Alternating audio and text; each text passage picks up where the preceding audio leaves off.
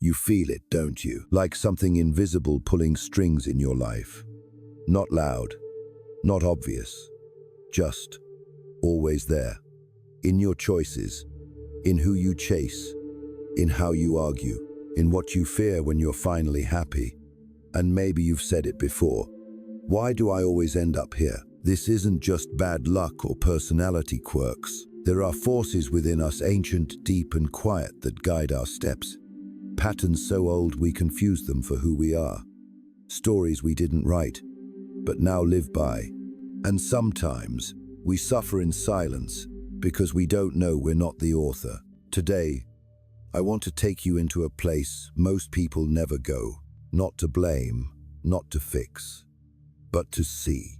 Because once you see them, these archetypes, the ones silently running the show, you begin to take back the pen. You stop dancing for approval you no longer need. You stop explaining your heart to people who refuse to hear it. You stop mistaking pain for passion. This video isn't a lecture. I'm not here to teach. I'm here to walk with you, like a mirror that doesn't flinch. And if you're still listening, then something in you is ready. You don't want shallow talk. You want truth, the kind that sits in your chest, not your head. So stay, because I'm about to show you 3 parts of yourself you didn't know were in charge. They aren't monsters. They aren't broken. They're just tired, misunderstood, and maybe a little scared, like you. But once you recognize them, something beautiful happens. You stop fighting yourself. You stop living in cycles. You begin finally to return home to you. And if something in your body exhaled just now, that's no accident. Before we go deeper, I want to ask you something gently.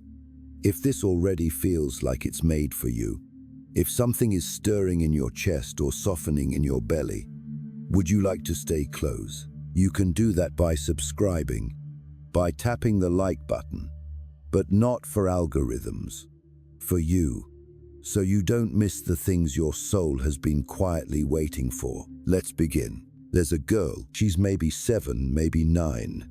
Small frame, big eyes. She watches the room like it's made of glass and fire. She's not playing, not laughing, just scanning, always scanning. Not for fun, for safety. She knows what silence means. She knows what footsteps down the hall can turn into. She knows how love feels 1 minute like a warm blanket, and the next like a disappearing trick. And in that room, in that life, she makes a choice. If I'm good, maybe they'll stay. If I'm needed, maybe they won't leave. If I carry it all, maybe they'll finally see me. That little girl doesn't just grow up. She becomes someone. She becomes the caretaker.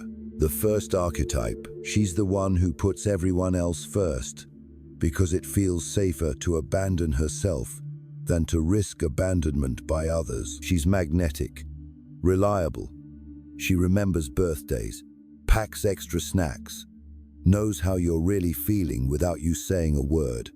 And people love her for it, love how she makes them feel. But what they don't see is how much it costs her. The way she cries in the car because no one asks her how she's doing. The way she keeps loving people who only show up when they need something. The way she feels guilty for even thinking of choosing herself. She lives on the edge of burnout, and no one notices because she never lets them. And when someone does try to love her, she flinches. She pushes them away with a smile. I'm fine. I don't want to be a burden. But deep down, she's begging. Please, just once, let someone hold me. But the caretaker has been trained through pain that her worth is in her giving, that her value is in her sacrifice, that love is earned, not received freely. So she overextends, overcommits, overfeels. And when she breaks, she blames herself because the caretaker was never taught boundaries. She was taught survival. She was taught that love and obligation are the same thing, that to be chosen, she must disappear. And here's the part that makes your throat tighten. She doesn't know any of this. She thinks this is just who she is. Nice, helpful, always there. But it's not who she is. It's who she became. To be safe, to be loved, to make sense of a world that didn't make space for her pain. And maybe right now you're seeing your mother, or your friend, or maybe you're seeing yourself.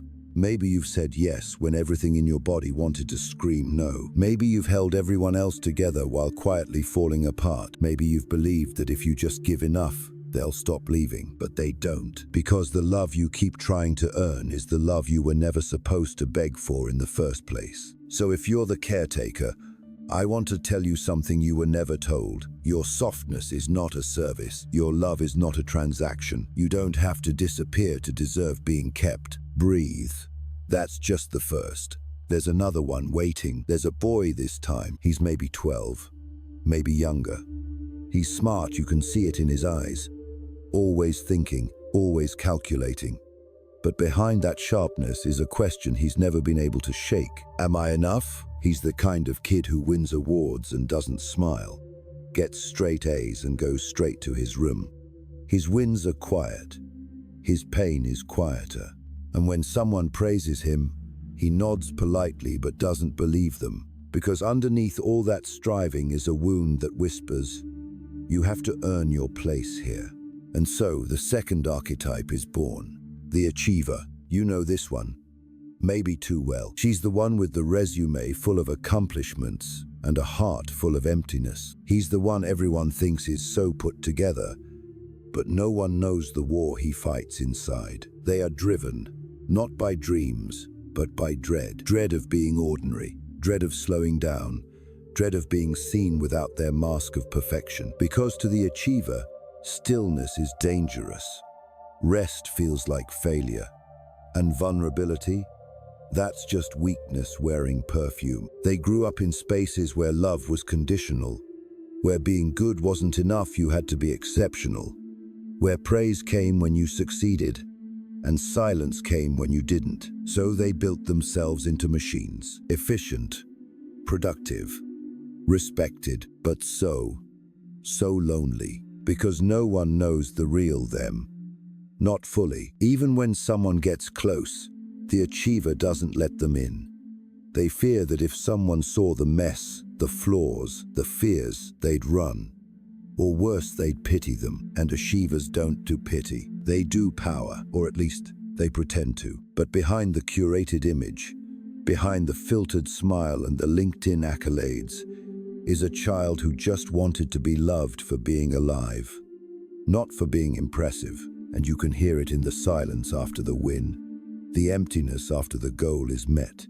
The ache in their voice when they say, I should be happy, but I'm not. Because the achiever doesn't know how to stop. They don't know how to be loved without earning it. So they keep running toward promotions, toward people they have to prove themselves to, toward ideals that never let them rest. And if this is you, I know you're tired. I know you've been pretending for so long that even you forgot who you were underneath all the striving. But here's something no one ever told you. You are not your achievements. You are not your performance. You don't have to win love. You just have to be brave enough to let it find you unmasked. You've carried the world for so long, but you weren't meant to carry you like this. Let someone hold you, not because you're strong, but because you're worthy, even when you're not, especially when you're not. There's one more part of you still hiding, one more archetype that's shaped the way you love and leave and stay and silence yourself. And when you meet this last one, everything will click. There's someone standing at the edge of a room. They're not crying, not screaming. They're watching. Not the way a child watches cartoons. The way someone watches for danger. They're careful with their words, careful with their truth. Because they learned too early, too often, that showing yourself is how you get hurt. This is how the ghost is born. The third archetype, not because they're weak, not because they don't care, but because they cared too much too soon and no one cared back. So they disappeared, not on the outside, on the inside. They became quiet in arguments, even when they were being mistreated.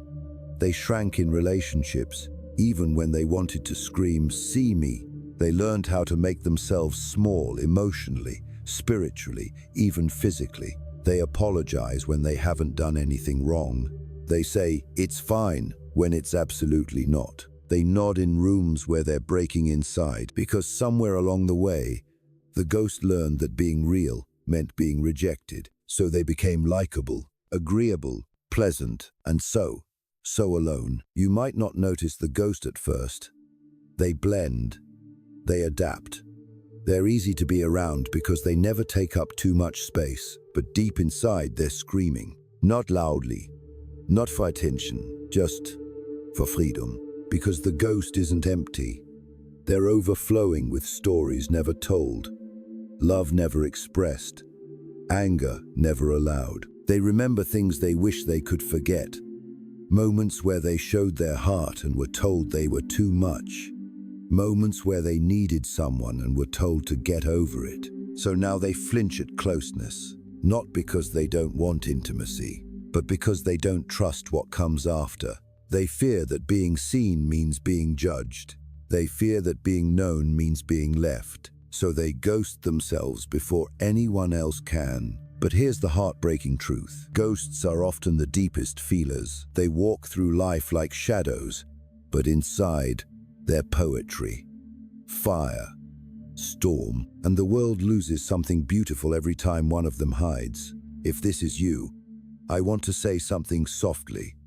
Not as a correction, but as a remembering. You were not too much. You were never too sensitive. You were just in rooms too small for your soul, and disappearing is not your destiny. You're not here to be half alive, half spoken, half loved. You're here to take up space, to cry when it hurts, to love loud, to risk being seen.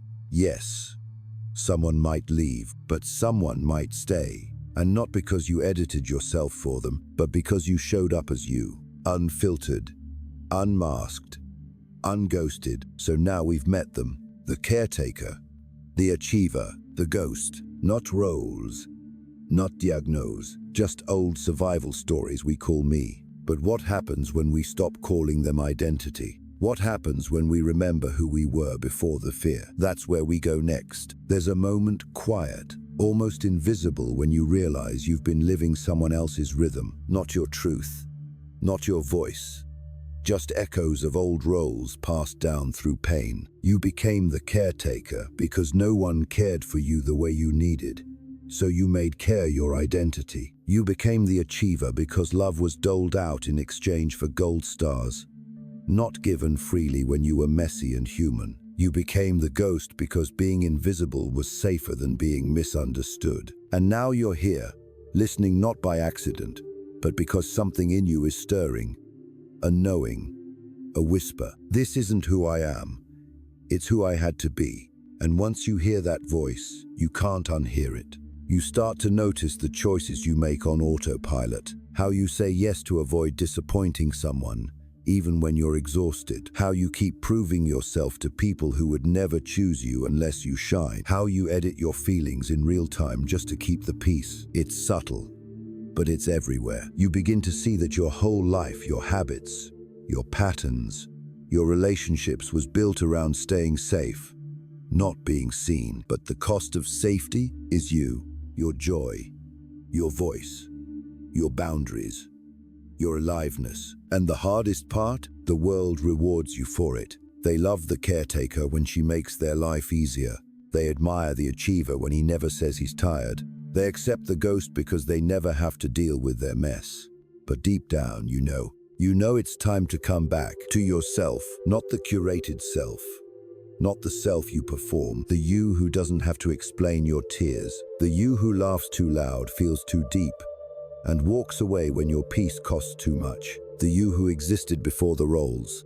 And it's scary, because letting go of the archetypes means losing the protection they gave you. It means disappointing people who loved the version of you that served them. It means facing the grief of all the years you abandoned yourself just to be accepted. But on the other side is freedom, the kind of freedom that isn't loud or flashy. It's the kind that lets you exhale. It's the kind that lets you love without performing. It's the kind that lets you rest. And maybe for the first time in your life, that word doesn't sound lazy.